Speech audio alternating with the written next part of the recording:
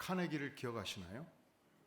그는 평생 동안 이 철강 회사를 설립하고 확대시켰고 또한 미국 전역에 흩어진 많은 철강 회사를 M&A하면서 그가 66세 되었을 때 제1회 철강 회사 사장으로 등극하게 됩니다. 그런데 1901년도 66세 때 그가 전격적으로 자기가 필생의 사업으로 여겼던 이 철강 회사를 매각해요. 전체를 매각했는데 당시 금액이 5억 달러. 오늘날의 자금으로 환산할 때 약 10조억 원. 그것을 현금으로 주게 됩니다. 저는 우리 교인들을 존경해요. 웬만한 금액 가지고는 놀라질 않아요. 보통 우리가 광교에 상현역에 있는 빌딩 하나가 100억 정도 돼요. 이 빌딩이 1000개면 10조가 됩니다. 이 거대한 자금을 가지고 그가 66세부터 완전히 새로운 생애를 살아갑니다. 지금까지는 회사를 키우는데 전력 투구했습니다. 자금을 모으는데 전력 투구했습니다.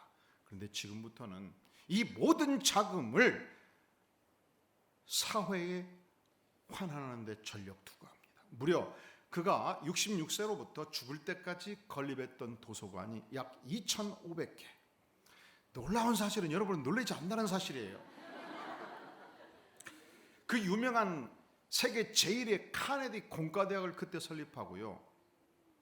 오늘날 유명한 음악가들이 필생의 한 가지 소원이 있다면 거기에서 노래 한번 불러보는 거예요. 무슨 홀? 카네기홀을 그때 설립을 했습니다. 100년이 지났음에도 불구하고 지금도 카네기홀, 이 천연의 아름다운 음향시설을 갖추고 있는 이곳에서 한번 대체탄 첼로스타 꿈빠냐보 이렇게 한번 불러보고 싶은 거예요.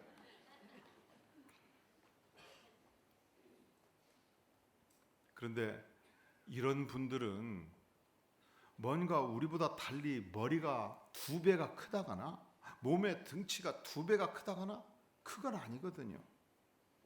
그런데 한 가지 그 생애 속에 다른 점이 있었습니다. 그가 20살 무렵 펜실베니아 철도 회사 말단 사원으로 일할 때의 일이었습니다. 그는 보통 회사의 충성도가 굉장히 높았기 때문에 남들보다 1시간, 2시간 일찍 출근하는 습성이 있었습니다. 그런데 어느 날 그가 출근했을 때 이 기차역이 아수라장이 되어 있었던 것입니다. 열차 사고가 있었습니다. 모든 기능이 마비되었습니다. 당시 책임자가 이 펜실베니아 철도회사 피츠버그 지부장이었던 토마스 스캇인데 연락이 되질 않아요. 문제는 열차가 계속 들어오고 있는데 제2차, 3차, 5차에 거대한 폭발 사고가 예고되어 있었습니다. 누군가가 수습하고 명령하지 아니하면 안 되는 이 절체절명의 순간에 그는 자기의 상관이었던 토마스 스캇 이름으로 긴급 명령을 타전하기 시작하는 것입니다. A열차 즉각 운행을 중지하라. B열차 지금 통과해도 좋다. C열차 어느 역에서 다시 연락이 올 때까지 움직이지 말라. 그가 자서전에서 그때의 상황과 심경을 이렇게 표현하고 있어요. 죽느냐 사느냐의 심경이었다. 만일 잘못되는 날이면 모든 책임을 나 혼자 짊어지고 감옥에 가는 상황이었다. 직장은 고사하고 더 이상 내 이름은 오명으로 남을 수밖에 없는 상황이었다. 그러나 나는 결심하지 않을 수 없었다. 나는 기계 앞에 앉아 역에서 역으로 진행되는 열차들을 주시하면서 신중히 명령을 내렸고 열차들은 나의 명령을 따라 움직였다. 그 와중에 그렇게 냉철할 수 있었던 나 자신이 신기하기만 했다. 드디어 그의 상관인 토마스 스캇이 왔을 때는 모든 위기는 극복되었고 수습되고 있었습니다. 이 일로 열차 운행에 총 책임을 맡게 되었고 강철 왕으로서 발돋움하는 한 기초를 그 생애 속에 쌓게 된 것입니다. 여러분, 위기란 무엇입니까? 위기, 위험한 기회예요. The dangerous chance 우리는 인생을 살면서 다양한 위기를 경험합니다. 그렇게 건강했던 사람이 건강이 무너지는 위기가 오지요. 내가 최선을 다해서 사업을 일궜음에도 불구하고 연쇄 부대의 실패를 맛볼 수 있습니다. 때로 나에게 전혀 잘못이 없다고 생각했음에도 불구하고 가정이 풍비박산되는 고통을 겪습니다. 인간관계가 산산조각나는 순간이 우리에게 올 수 있습니다. 위기죠. 내가 속한 기업이 단체가 파산 위기를 경험합니다. 때로 국가 전체의 흥망성쇠의 위기를 우리가 맞이할 수 있습니다. 지금 창세기 47장의 상황은 바로 애굽 전 백성이 위기를 맞이하는 상황이었습니다. 흉년은 계속되었습니다. 극심한 기근이 덮쳤습니다. 오늘 말씀 13절을 주목해 보세요. 기근이 더욱 심하여 사방에 먹을 것이 없고 애굽 땅과 가나안 땅이 기근으로 어떻게 됐다고요? 황폐화되었습니다. 요셉은 지혜의 사람이었습니다. 하나님의 선견, 하나님의 가르침, 하나님의 예리한 시선을 가지고 미래를 통찰할 수 있는 능력을 갖고 있었습니다. 그는 지난 7년 동안 풍년 동안에 충분히 준비하고 있었습니다. 애굽 땅 전체를 국가 식량 창고로 만들어 두었습니다. 그는 세 가지 방책을 냅니다. 첫째로 모든 애굽의 백성들에게, 팔레스타인 가나안 땅의 백성들에게 명합니다. 너희들이 가지고 있는 화폐를 가지고 와라. 무한정 식량을 내가 공급하겠다. 애굽의 가나안 땅의 모든 화폐가 요셉의 수중으로 들어갔습니다. 백성들은 풍요의 식량을 나눌 수 있었습니다. 한계가 있죠. 모든 돈이 바닥이 난 것입니다. 요셉이 두 번째 방책을 말합니다. 너희가 소유한 모든 가축을 가지고 오라. 식량을 무한대로 공급하겠다. 그것도 한계가 있죠. 그래서 세 번째 방책을 냅니다.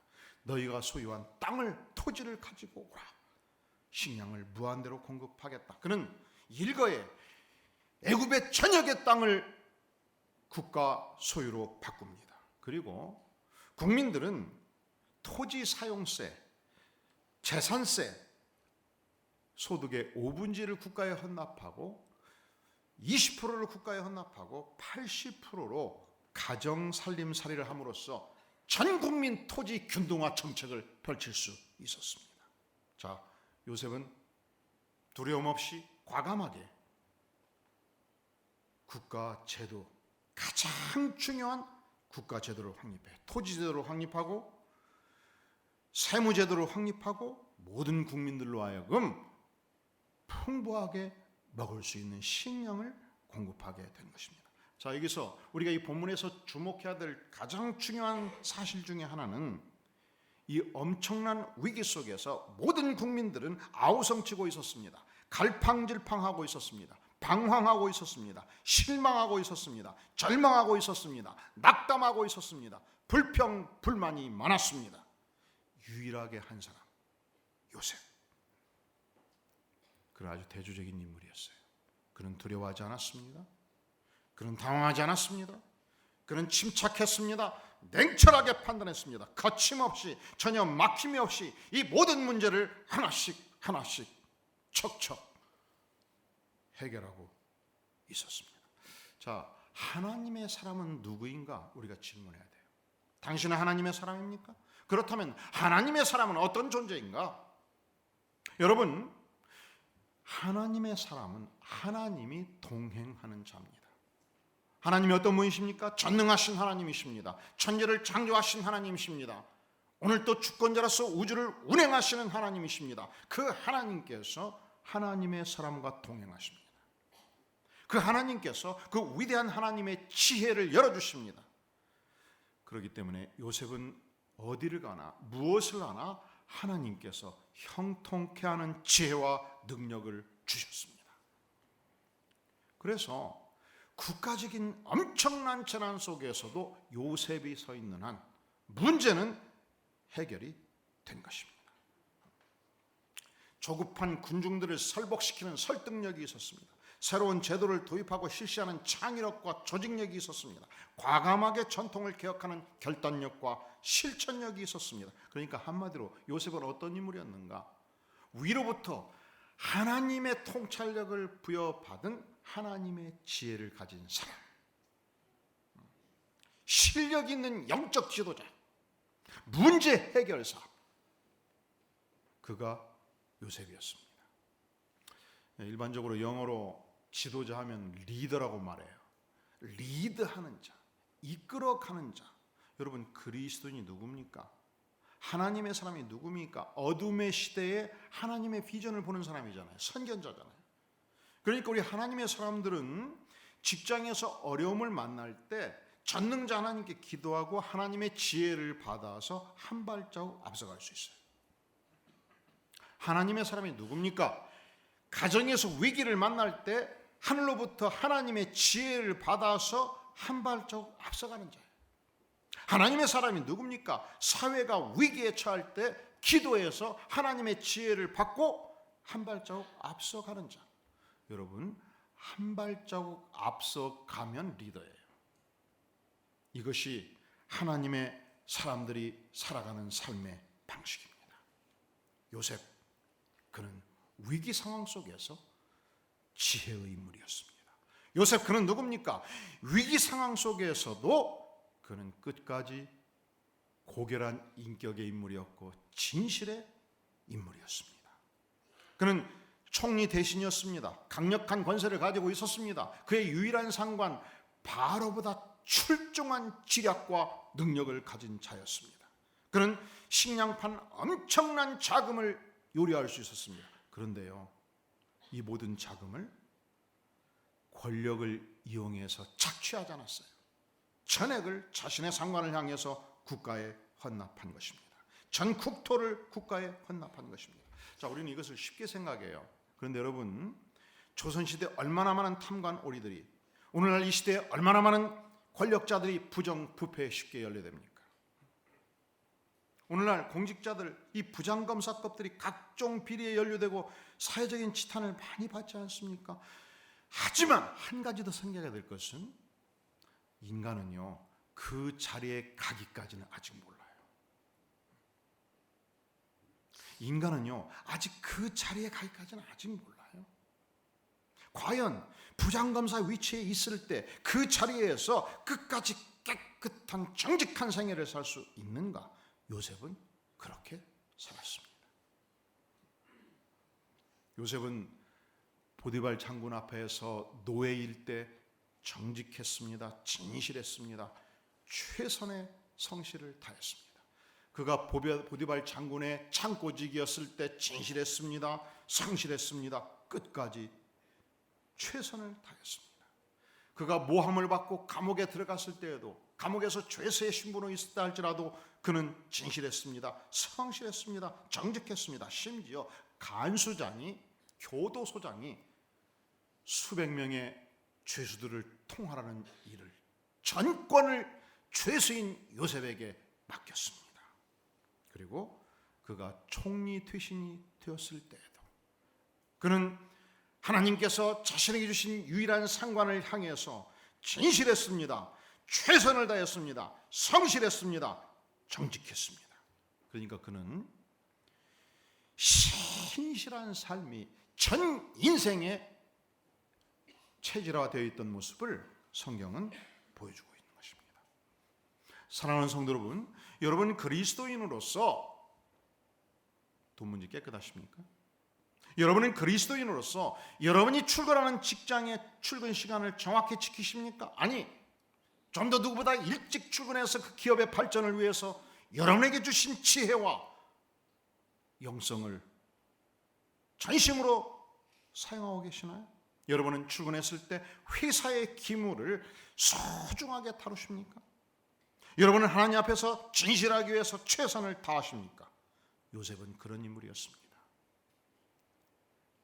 하나님의 지혜를 받은 인물이었을 뿐만 아니라 진실한 인물이었고, 그리고 그가 어떤 문제를 당하든지 문제 해결자로서의 최선을 다했던 인물이었습니다.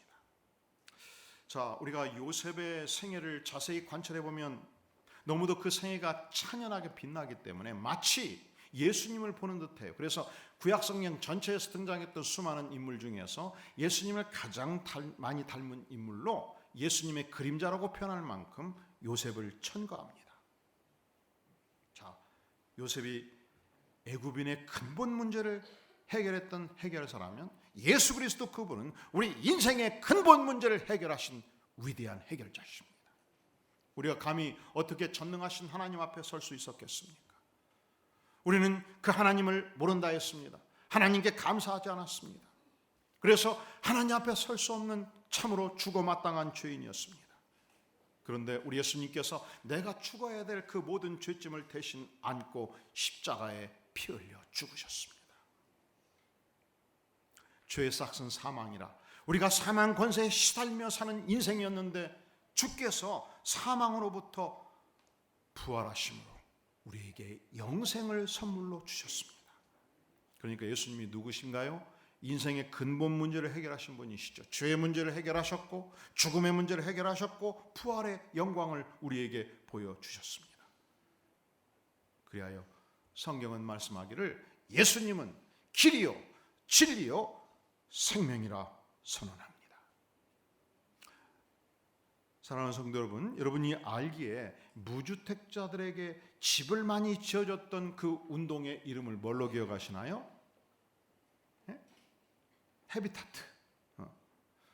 이 헤비타트 운동의 최일선에서 굉장히 열심히 뛰었던 대통령이 계시죠. 그 이름이 뭐나요? 지미 카터 전 대통령. 그런데 이 헤비타트 운동을 창설했던 인물은 밀라드 풀러라는 인물인데 이분에게 결정적으로 영향을 끼쳤던 분이 바로 클래런스 조던 목사님이십니다. 이 클래런스 조던 목사님은 미국의 유명한 남침례 신학교에서 최단기간 신약학 박사학위를 받은 인물이었습니다. 그분이 출중한 실력으로 성경을 번역하고 신학 서적들을 집필하고 있었는데 끊임없이 그 가슴 속에 고통을 주는 문제가 있었습니다. 그것은 바로 미국 사회에 가장 암울했던 흑인의 문제였습니다. 흑인들은 차별받고 자랍니다. 절망합니다. 권총에 맞고 많이 죽어갑니다. 중학교 다니고 고등학교 다니다가 중퇴하고 마약 중독에 빠집니다. 어떻게 이들에게 희망을 선물할까? 이것이 그 인생의 큰 과제였습니다. 그는 깊은 기도 속에서 하나님을 만납니다. 하나님의 음성을 듣습니다. 사도행전에서 보여주는 아름다운 영적 코이노니아 공동체를 만들어라. 그가 고액 연봉의 교수직을 포기합니다. 큰 교회에서 오는 초청을 거절합니다. 조지아주 한 시골로 들어갑니다. 그곳에서 소외된 흑인들을 불러 모아서 같이 농사를 짓고 예배 공동체를 창설합니다. 집 없는 흑인들에게 함께 공동으로 집을 지어주기 시작합니다. 마치 김용기 장로님이 가나안 농군학교를 건설하듯이 이 아름다운 코이노니아 영적 농사 공동체를 만들어서 그들에게 비전을 주고 그들에게 인생의 희망을 주고 그리고 하나님을 섬기는 삶의 기쁨을 누리도록 돕기 시작하는 것입니다. 흑인 간에 백인 간에 협력이 일어났고 웃음꽃이 피었고 상생의 축복을 이뤘고 예수님을 주인으로 모시는 영적 공동체의 영광을 저들이 맛보았습니다. 어느 날 일찍부터 회사를 일구어서 자금을 많이 만들었던 밀라드 풀러라는 한 노총각이 이 공동체를 방문하고 충격을 받아요. 이렇게 아름다운 공동체가, 영적인 공동체가, 흑인과 백인이 화합하는 공동체가 존재할 수 있구나. 그가 1968년도 이 공동체로 이주합니다. 자기의 전 재산을 헌납합니다. 그런데 1년 후 1969년도 10월 29일 그렇게 헌신적으로 공동체를 일구었던 클래런스 조던 목사님이 심장마비로 급사해요. 장례식은 눈물바다였습니다. 하관식을 진행하는데 그 슬픔의 통곡 때문에 진행할 수가 없었습니다. 왜냐하면 이 공동체 수천 수백의 사람들이 클래런스 조던 목사님을 통해서 구원을 받았습니다. 예수님을 만났습니다. 인생의 행복을 맛보았습니다. 갱생의 축복을 누렸습니다. 그런데 그분이 가시다니요. 이 화관신을 집전하는 상황에서 한 흑인 아이가 이렇게 노래하고 있었습니다. Happy birthday to you. Happy birthday to you. Happy birthday dear Jordan. 그때 갑자기 한 젊은이의 외침이 있었습니다. 맞아요. 그래요. 오늘이 조던 목사님 하늘나라에서 탄생하는 날이잖아요. 슬픔이 기쁨으로 바뀌었습니다. 그들을 안에 심어주었던 부활의 신앙이 그들의 심령 속에 꽃피우기 시작했습니다. 희망의 축제로 바꾸어진 것입니다. 그날 조던 목사님의 장례식 광경은 바로 조던 목사님 생애의 상징이었습니다. 그는 수많은 절망하는 이웃들에게 희망의 생일을 선물했습니다. 마지막 가는 길에 그는 진실로 영적 생일 축하받기에 합당한 희망의 영웅이 된 것입니다. 자, 예수님은 누구십니까? 예수님은요, 지혜의 사람, 충성의 인물 요셉을 이 땅에 보내신 분입니다. 예수님은 누구십니까? 불화와 고통 속에 살아가는 흑인들에게 희망을 주었던 클래런스 조던 목사님을 이 땅에 보내신 분입니다. 가을이 되면 과일이 맛있죠. 이 복숭아가 절정을 넘어가고 있어요. 황도, 백도, 기가 막히게 맛있는 복숭아가 지금 절정을 넘어가고 있습니다. 꼭 드시기를 바라요. 포도, 지금 절정을 향해서 가고 있지 않습니까? 가을이 되면 배가, 사과가 얼마나 맛있습니까? 우리 인생에 결실이 필요해요. 가을은 결실의 계절이에요. 하나님이 결실을 주실 때 많은 축복을 누릴 수 있기를 바랍니다. 그러나 그 어떤 축복보다도 가장 큰 축복이 있습니다. 영혼의 결실을 맛보는 축복입니다. 44년 전 저의 사랑하는 친구 홍규표가 저를 위해서 기도하고 있었습니다. 저는 고등학교 때, 중학교 때 매주 교회를 나갔어요. 그런데 예수님을 몰랐어요. 대학에 들어가니까 자유로웠습니다. 주말만 되면 소주를 2병, 3병씩 마시면서, 그리고도 전혀 취하지 않은 특이 체질의 김경석. 그런데 그때마다 사랑하는 친구 규표가 저한테 다가와서, 얘야 정신 차려라. 너 그렇게 신앙생활 열심히 했다면 뭐하고 있니? 다음 주에 같이 교회 가자. 그가 이 VIP 작정 방법, VIP 이름의 김경섭을 적어놓은 것입니다. 여러분 모두 주보에서 이 용지를 꺼내주세요. 그런데 5번, 7번, 10번 초청을 하니까요, 저도 힘들어요. 그래서 제가 저의 사랑하는 친구 규표를 향해서, 야 규표야, 내가 너하고 친구 아니냐? 내가 가장 듣기 싫은 소리 마지막으로 한번 듣자. 오늘이 마지막이다. 내가 다음 주 꼭 한번 교회 나가 주마. 그리고 교회 가자는 얘기는 너하고 나하고 친구 사이에 더 이상 없다. 그리고 나갔어요. 그리고 코가 딱 낀 거예요. 그날이 장날이었습니다. 예수님이 어떤 분인지, 그래서 내가 누구 앞에 돌아가야 되는지, 내 인생에 돌아갈 길이 하나님밖에 없다는 사실을 깨우쳤습니다. 그리고 이 VIP 작정 방법, 제가 이곳에 정의호 42년 전 기록했습니다. 그를 위해서 기도하기 시작했습니다. 그는 시인이었습니다. 그가 저의 초청에 응해서 교회 앞에 나왔고 하나님의 말씀을 배웠고 6개월 동안 마치 죽순과 같이 신앙이 자라갔습니다. 그런데 어느 날, 경섭아, 내가 말이야 하나님을 믿고 보니까 시가 안 써진다. 그리고서 6개월 만에 빠이빠이 해버린 거예요. 교회를 안 나온 거예요. 그래도 계속 기도를 했습니다. 그가 어느 날 군대를 가게 되었습니다. 군대 가고 6개월이 지나고 1년이 지났을 때 저한테 편지가 온 거예요. 경섭아, 내가 하나님을 떠나서 군대 가보니까 너무 서러웠다. 상관한테 늑신배 맞고 생각해보니까 군대 교회 가면 초코파이 준다더라 해서 교회 갔다가 내가 너를 기억하고 하나님을 기억하고 예수님을 기억하고 다시 돌아오기로 작정했다.